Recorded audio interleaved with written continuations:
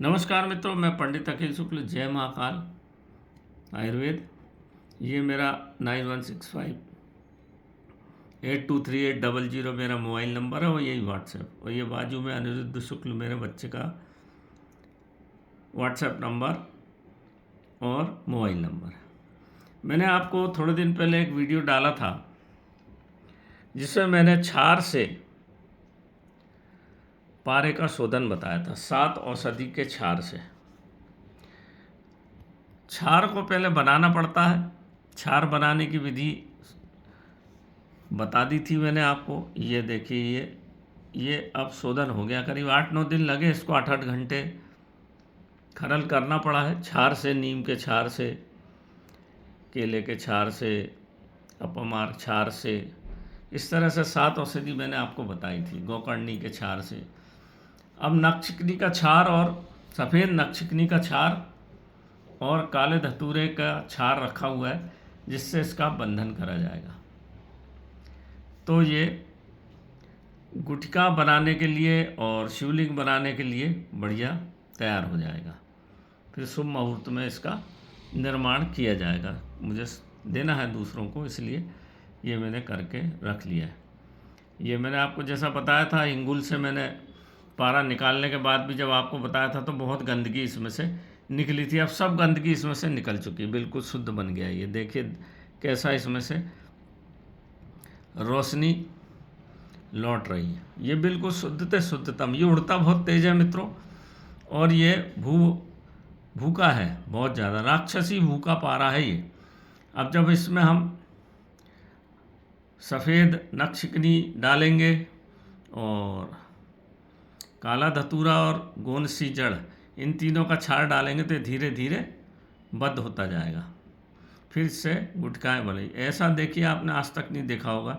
सतरंगी रोशनी इसमें से निकलना चाहिए, 7 रंग की रोशनी निकलना चाहिए। इसका मतलब ये बढ़िया शुद्ध हो गया। कुछ लोग केमिकल से भी शुद्ध करते हैं, एसिड से, क्या बोलते हैं, हाइड्रोक्लोरिक एसिड से। उससे भूखा भी हो जाता है, शुद्ध भी हो जाता है, मगर पूजा पाठ के काम का वो नहीं बचता। वो फिर वो सोना चांदी बनाने वाले उपयोग करते हैं, कीमियागिरी का काम का है वो। क्योंकि जब हम केमिकल से करते हैं, पारा शिव अंश है, और जब आप इसमें एसिड वैसिड या दमाने भर का कॉपर सल्फेट और डाल के बना देते हैं तो इसकी दिव्यता पारे की ख़त्म हो जाती है, मृत हो जाता है। मृत पारा बोलते हैं उसको, मूर्छित और मृत। और मृत चीज़ का जैसे मजार की कोई वैल्यू नहीं होती, ऐसी मृत चीज़ की कोई वैल्यू नहीं होती। फिर वो दिव्यता और शिवलिंग और गुटखा बनाने के किसी काम का बचता ही नहीं। उसमें कोई फ़र्क नहीं पड़ेगा, आप चाहे 1 किलो की गुटखा लटका लो, चाहे आप 5 किलो का शिवलिंग की पूजा कर लो, उसमें आध्यात्मिक गुण खत्म हो जाते हैं।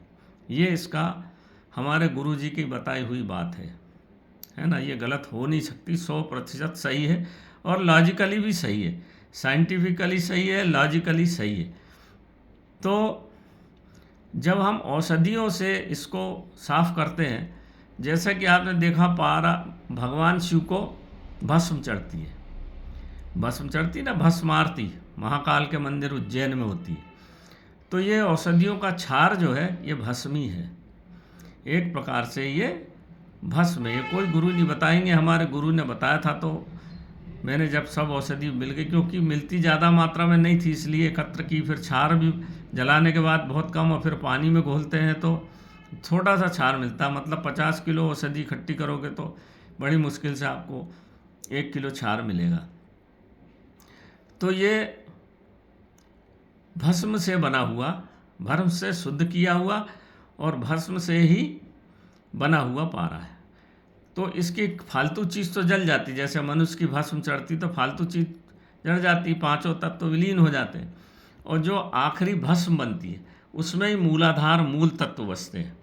इसी प्रकार से औषधियों को जब जला के उसका क्षार बनाया जाता है तो उसमें से खराब चीज़ जो काम की नहीं है वो भस्म हो गई, और जो बचा हुआ क्षार है वही दिव्यता है, वही गुण है, वही उसमें मूल तत्व, वो जल नहीं सकता मूल तत्व।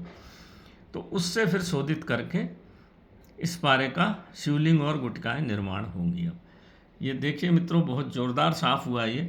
अब ये क्योंकि इसमें से लाइट रिफ्लेक्ट हो जाती है, इसलिए चमक मैं आपको बता नहीं पा रहा हूँ। थोड़ा सा हिलाता हूँ, ये देखिए चारों तरफ से ऐसी लाइटें निकलेंगी इसमें, और इसमें हल्का पीलापन, ये देख रहे हैं, ये दिख रहा होगा, हल्का पीलापन भी आ गया इसमें। जैसे जैसे पारा शुद्ध होगा, भू विकसित होगा, भू का होता चला जाएगा। अब जब इसमें हम सफ़ेद नक्षिकनी और गोनसी और काला धतूरे के क्षार को मिलाएंगे तो ये बहुत बढ़िया शिवलिंग बनेंगे और गुटकाएँ भी इसमें निर्माण होंगी।